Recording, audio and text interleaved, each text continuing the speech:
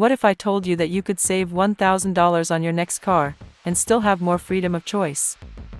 As you watch this video, a gigantic shift has just occurred that could put the dream of a new car back within reach for millions of people. Trump just announced a bold plan called "Freedom Means Affordable Cars." And it's not just political marketing, the numbers are real and impressive. We are talking about $109 billion in savings over the next 5 years. Billions. That's not a small amount. Stay with me until the end because this story shows how a stroke of a pen can completely change the market, and finally give a break to the consumer who is tired of seeing prices only go up. Let's understand what just happened. On Wednesday, the White House and the Department of Transportation released a proposal that caused automakers' stocks to skyrocket. And it's no wonder. The change is simple, yet powerful. The new rules will require cars to meet an average of 34.5 miles per gallon by 2031. But wait, isn't that less than what Biden wanted? Exactly. And that's where the intelligence of the thing lies. Biden had set a target of over 50 miles per gallon. It looks great on paper, but it had a small problem. It practically forced everyone to buy electric, whether they wanted to or not.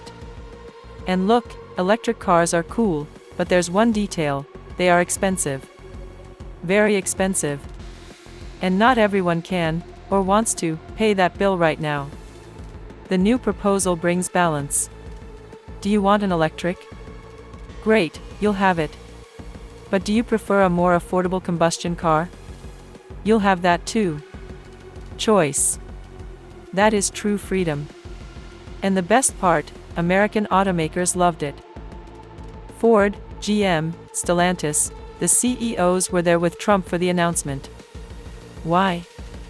Because finally someone understood that impossible to meet rules only make everything more expensive. Now comes the part that really matters: how much will this save you? Hold on to this: $109 billion saved for consumers over the next 5 years. Let me repeat, $109 billion. And it's not just long-term. The impact is immediate. The average price of a new car will drop by about $1,000. $1,000. Do you know what you can do with $1,000? That covers a down payment, pays for documentation, covers a bunch of installments. But some people are complaining, "Oh, but you'll spend more on fuel." Look, let's be honest here. First, the difference in consumption is not that brutal. We are talking about modern cars, with technology, not 1980s jalopies. Second, do you know how much a car costs today? People can barely afford to buy the car, let alone worry about fuel 10 years from now. It's easy to talk about long-term cost when you have money to buy anything. But for most people, what matters is, can I afford this car now? And this change answers, yes, you can. Let's talk about the automakers because this part is crucial.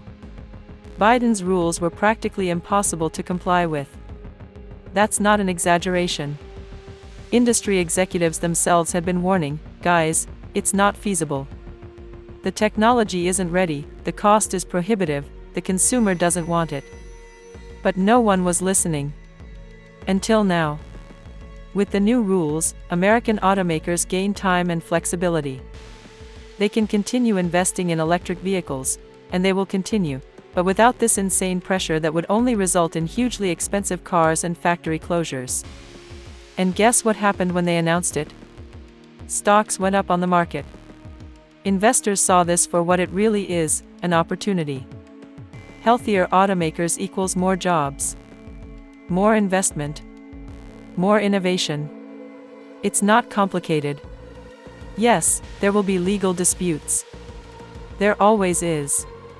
Environmental groups are already preparing lawsuits, saying the law requires the maximum feasible standard. But the Trump administration counterattacked with a solid argument. Including electric cars in the mileage calculation as Biden did was a questionable maneuver from the start. And look, this isn't about being against electric vehicles. It's about not forcing a transition that the market is not yet ready to absorb. Here's the point many people miss: this is not about stopping progress. It's about making the transition intelligently, in a way that doesn't bankrupt companies and doesn't leave millions of people unable to buy a car. Look at China.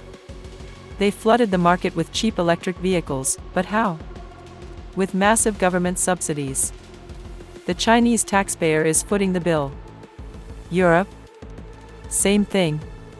And now they are seeing the consequences: weakened industry, dependence on China, indebted consumers. The US is choosing a different path, letting the market adjust naturally. When electric vehicles become truly competitive, and they will, the transition will happen on its own, without forcing it. Meanwhile, automakers can invest in improving the efficiency of combustion engines, which still have a lot of room for evolution. Cars that use less gas, pollute less, but cost a fair price. And there's more: it maintains thousands of jobs in the traditional industry while the new industry develops. No one needs to be thrown into unemployment overnight in the name of progress. So, in summary, what does this change in your life? Short term, more affordable new cars. $1,000 more in your pocket. More options in the market. Medium term, stronger American automotive industry. More jobs. More healthy competition between technologies. Long term, gradual and sustainable transition to the future. Without anyone being forced into anything. Without bankrupting companies. Without mass unemployment. The name of the proposal is Freedom Means Affordable Cars. And you know what? It makes perfect sense. Freedom to choose what you want to buy.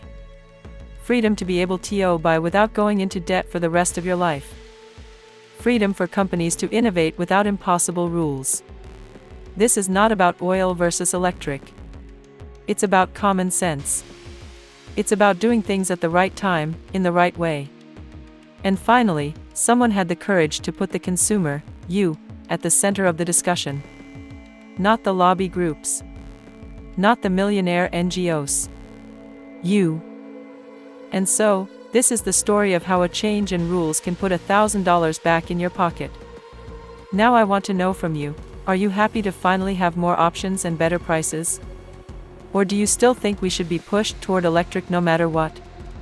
Leave in the comments, with $1,000 more in savings, what car would you buy? If this video showed you a side of the story that traditional media doesn't tell, leave that empowering like and subscribe to the channel because I continue to bring you the news that really impacts your life. The truth is always more interesting than the official narrative. And here you find both sides. Thanks so much for watching, and I'll see you in the next video with more bombshells.